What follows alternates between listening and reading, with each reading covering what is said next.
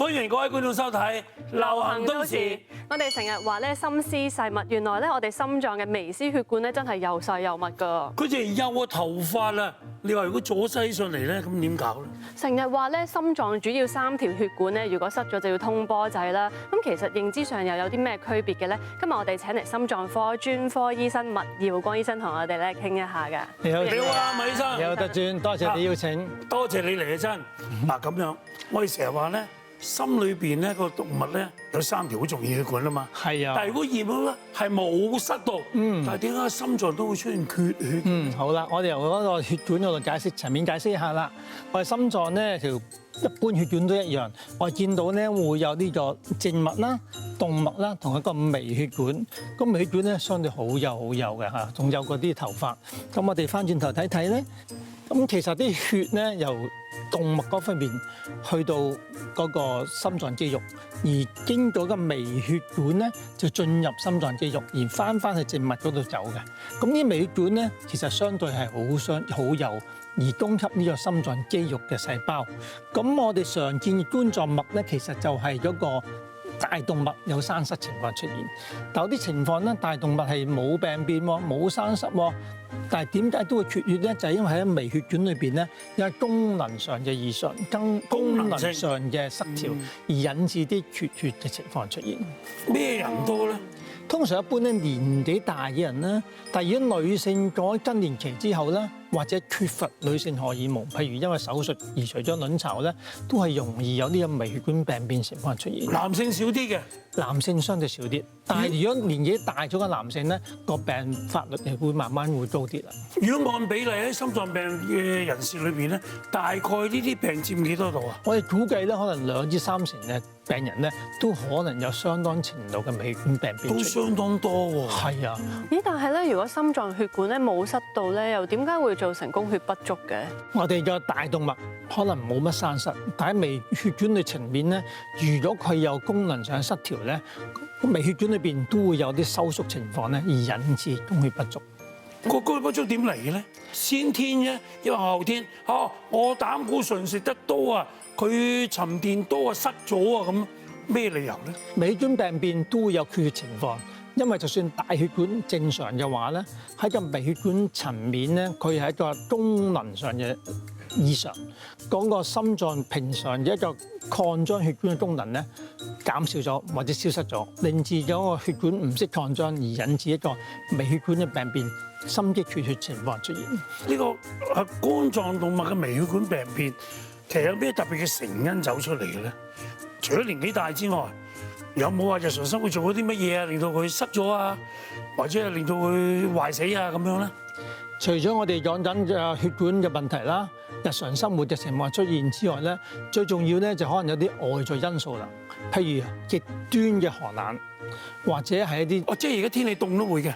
一般譬如而家香港咁嘅天氣咁溫度咧就唔會太差，但係譬如你去雪山滑雪啦，咁嗰種情況咧就嚴重啦。或者係情緒好重要，我知道情緒嘅焦慮啊、激動啊，都會誘發一啲情緒荷爾蒙嘅分泌會過多，而啲情緒荷爾蒙咧，正就會引致微血管收縮嘅其中嘅主要原因。當然間中亦有啲年青人喺啲濫藥嘅情況，譬如食啲可卡因啊嗰啲咧，亦都會引致個血管嘅問題出現。麥醫生有冇先天㗎呢樣嘢？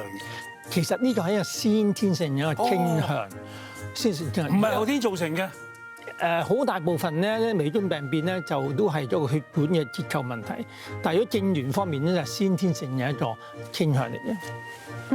咁啊，醫生啊，咁嗰個冠狀動脈痙攣咧又係啲咩情況嚟嘅咧？冠狀動脈痙攣咧正就係個心臟血管咧有一個先天性容易會抽筋嘅情況出現。痙攣同抽筋咧會引致個血管咧短暫或者間歇性突然間劇烈收縮，引致啲血通過唔到個血管，而心肌缺血情況出現。通常係短暫嘅3-5分鐘，自己會慢慢會放鬆得到。但係當佢放鬆唔到嘅時候咧，就會有嚴重嘅心絞痛啦、心臟病發啦，甚至會死亡嘅情況出現。佢呢種失血嘅情況啊，係咪即係不停會發生嘅？因為係間斷性嘅咧？通常都係間歇性嘅。通常間歇性嘅。咁通常外在嘅情況都會影響佢容易會痙攣啦。頭先提過情緒嘅焦慮啦，都會令至容易有痙攣嘅。劇烈嘅寒冷天氣咧，亦都會容易有痙攣情況出現。你話寒冷嘅天氣，譬如我而家我冇去咁遠地方玩滑雪啦，我去咗而家啲滑雪場度玩啦，嗰啲咁凍都算唔算數㗎？通常係嗰個體温嘅差別，突然間好暖嘅天氣，仲有好凍嘅環境，嗰個温差咧就容易引致呢種病發出現。咁若果啊，佢出現呢一個缺血情況咁樣樣，我哋頭先講過咧，就係話動脈嘅微絲管病變啦，同埋講到痙攣咧，如果喺臨床去診斷，用咩方法去診斷出嚟？我哋一般最重要就係嗰個症狀。如果個病人通常有啲典型嘅心絞痛啦，即係坐喺度突然間胸口會壓住啊，令至氣促啊、心跳啊，甚至有啲暈嘅情況出現啦，嚴重會心臟病發啦。佢會唔會撈亂咗我哋冠狀病嘅？會有分別嘅，因為咧通常係微血管病變或者痙攣咧，通常呢種心絞痛情況咧都係靜態時候出現嘅。點樣靜態啊？靜態即係坐定定喺度都會出現㗎。咁樣都會發病㗎啦。而呢個冠狀脈嘅栓塞咧，通常係做劇烈運動嘅時候咧，先會誘發出嚟嘅。咁啊，第一樣，第二樣咧，通常我哋都會做一個心臟嘅心電圖啦。一般心肌缺血，因為血管生塞咧，個心電圖嘅情況咧，個 ST 波咧係會下沉嘅，而心臟血管痙攣咗 ST 波係會上升嘅。咁所有心電圖其實分佈有分別。咁當然我哋會做一啲掃描方法，去排除佢嘅大血管有冇問題啦，包括係可能係一個血管造影或者係心臟電腦掃描啦。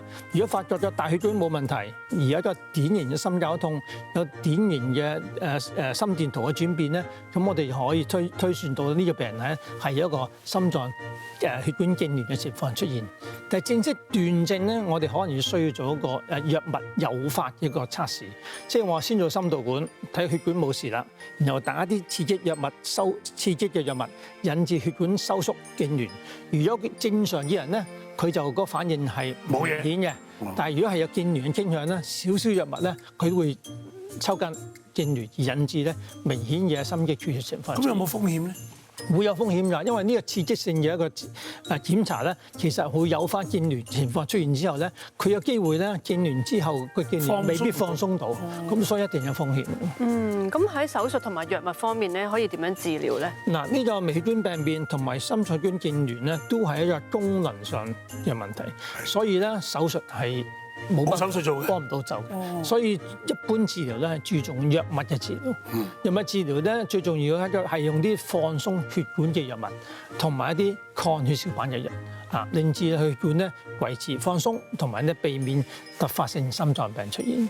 我唔知自己有冇呢個病，如果我出現咗有心悸啊、呼吸急促啊，同埋一啲心壓住等等嘅情況出現嘅時候，我應該點樣做咧？一定要揾醫生去做檢查啦。通常我哋頭先都係用翻我哋一般會做嘅由你症狀之後咧，做個心電圖啦，做我哋一啲功能測試啦，做血管造影去決定你係大血嘅問題啦，定有啲微血管嘅問題。